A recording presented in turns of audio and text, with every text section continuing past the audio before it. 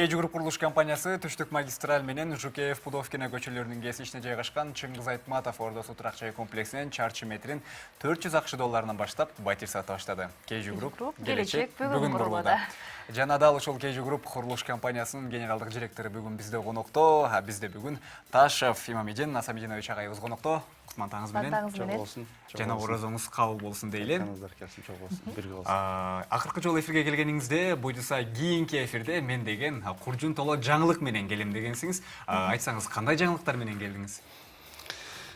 Эми сиздерге эң акыркы жолу келгенден кийин эң эле баягы Кыргызстандын туусунун 25 жылдыгынын урматына ошол тууну Жет облуска көтөрө билсек, кыргыз элине бир аз күч, дем, дух бере билсек деген максатта ниеттенип жолго чыккан болчук. Ошонун негизинде Ош жергесине, 2-облуска, 2-Дубанга, Ош облуска ошол 25 мартта желек көтөрүү болду. Бул биз үчүн 2017 жылдын эң эле баягы маанилүү, эң эле куржунубуз ашыкча толчу бир жаңылык болду. Андан тышкарыда баягы майда кичинекей жаңылыктарыбыз аз эмес, буйруса. Негизи эле арышты кенен таштагыла деп айтат эмеспи? Айтайын дегеним, сиздер деген кандай идеялар болуп аталды, кандай максаттар бар дагы? Ошолор боюнча бөлүшө кетпейсизби? Эми биринчиден дайым эле баягы телеге чыкканда айтып келатам. Биз жакшы үй курабыз, биз үй куруп атабыз, биз ишкерлик менен алек болуп атабыз дешти, баары билет.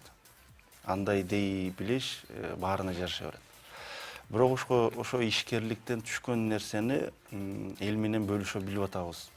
Кайрымдуулук жолунда баягы сарптай алып атабыз дешти. Негедир акыркы убактарда көп адам айта биле албай атат да. Ошого баягы идея деп айтып кеттиңиз. Бул жылдын эсеби менен буйруса балким бул жылга жетишпей калыш ыктымалыбыз бар. Ошол 2018ге өтүп калчудай турат.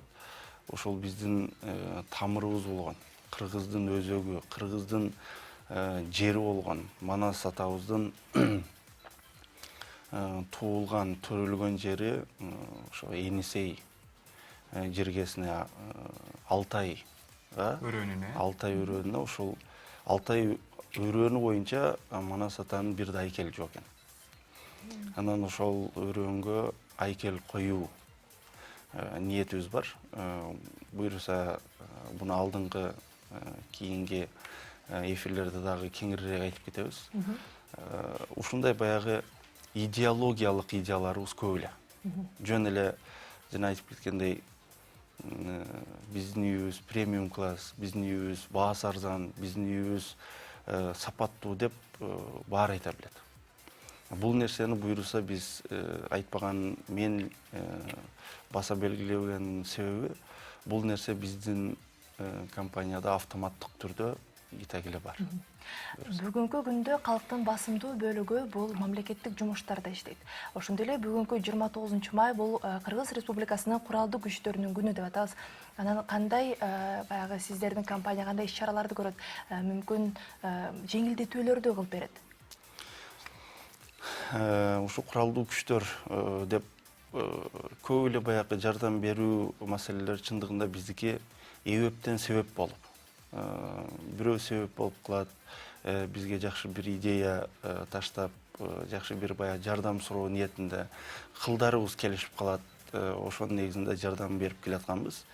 Былтыркы жылы ушул бизде баягы энелер союзунун жоокерлер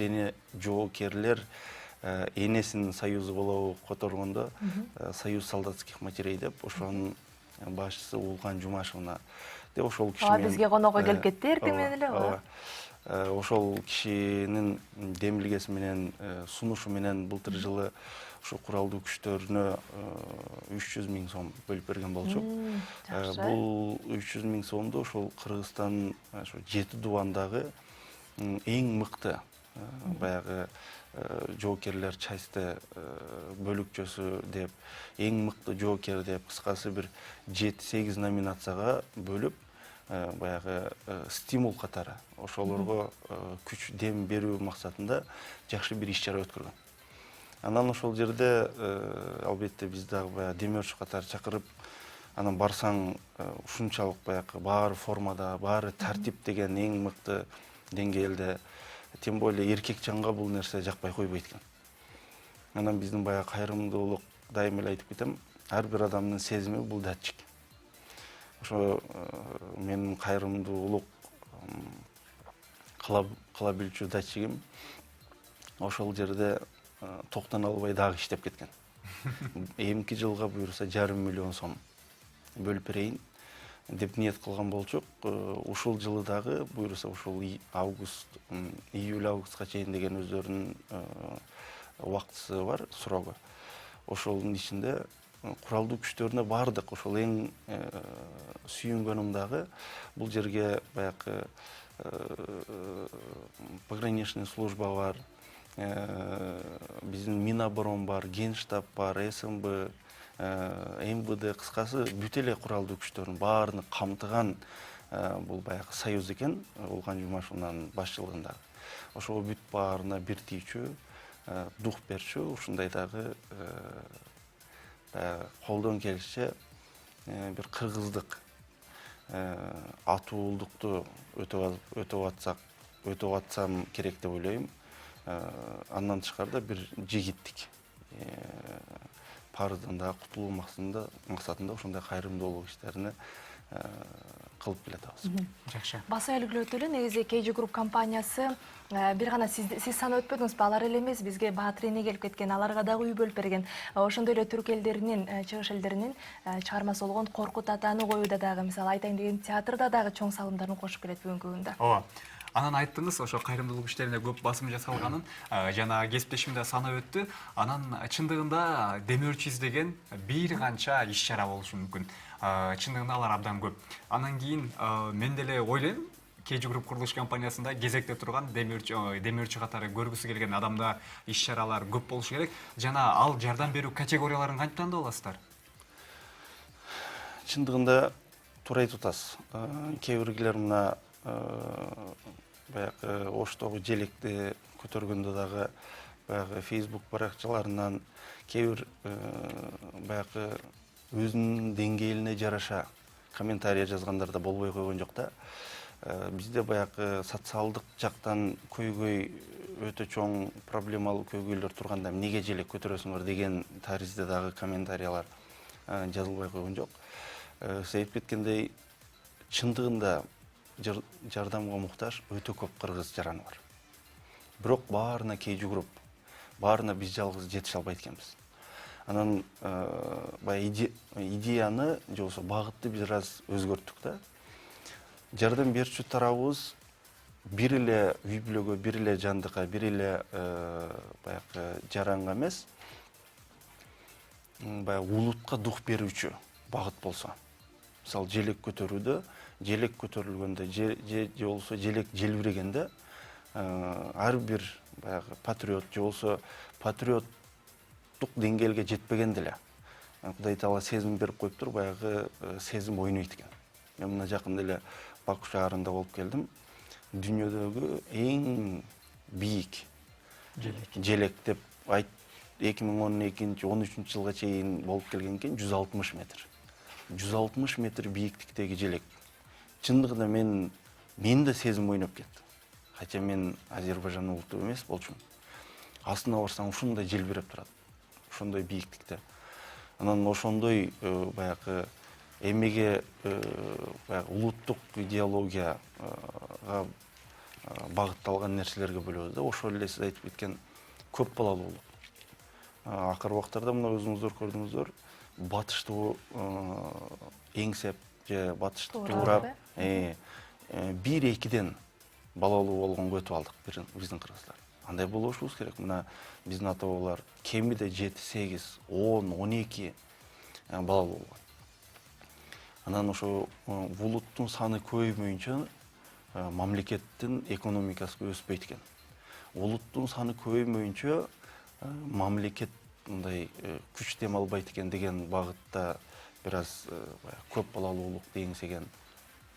Кыскасы, көбүнчө улуттук идеологияга такаганга аракет кылабыз, категория. Албетте кийин баягы жарандарга кайрыла турган болсок, ар бир жаран мисалы кайрылгандан кийин ал ошонун акыбалын, үй бүлөлүк акыбалын ошол жергиликтүү өзүн өзү башкаруу органдарынан сурап, такташтырып отуруп, анан кийин жардам көрсөтөбүз. Себебинде чындыгында баягы угуп алып деле келгендер өтө көп. Бирок баягы мен ойлойм, ар бир кылынган жардам муктаж болгондорго тийип аткандыр деген үмүттөмүн. Эң негизгиси кыргыз элинин рухун духун көтөрүү турбайбы? Албетте. Мобилина Сабинович, биз бир аз ошол сиз айтып өткөн Ош жергесиндеги желек көтөрүү аземинен бир аз сюжет көрөлү, андан соң маек үзүлайлы. Жалпыңыздар үчүн Ош облусунда болуп өткөн KG Group курулуш компаниясы демөөрчүлүк кылган туу көтөрүү аземинен репортаж кылалы, андан соң эфирибизди улантабыз. Эскертүү өтөлү, бүгүн бизде конокто KG Group курулуш компаниясынын генералдык директору конокто. Андыктан биз Имамидин байкебиз менен маегибизди улайбыз. Айтсаңыз, KG Group курулуш компаниясында бул план бар болушу керек. Азырынча чынын айтканда Бишкек шаарында гана сиздердин үйлөр курулууда. Балким өзүнүн областында дагы KG Group курулуш компаниясынын имаратын көргүсү келген адамдар жок эмес. Ал жөнүндө пландарыңыздар кандай? Бир эле Бишкек шаарында эмес, Ошто да куруп атабыз. Ошто Исхак Разаков ордосу деп. Ошто баштаганыбыз дагы өзүнчө бир мындай керемет. Ошто баягы үй куруу максатында эмес, желек көтөрүү максатында баягы Ош шаары менен бир байланыш болуп калды. Анан бат-бат ошол желек көтөрүүгө барып отуруп, Оштодагы ошол Исхак Разаков ордосун ошол насип болуп, ошол жерден баштадык.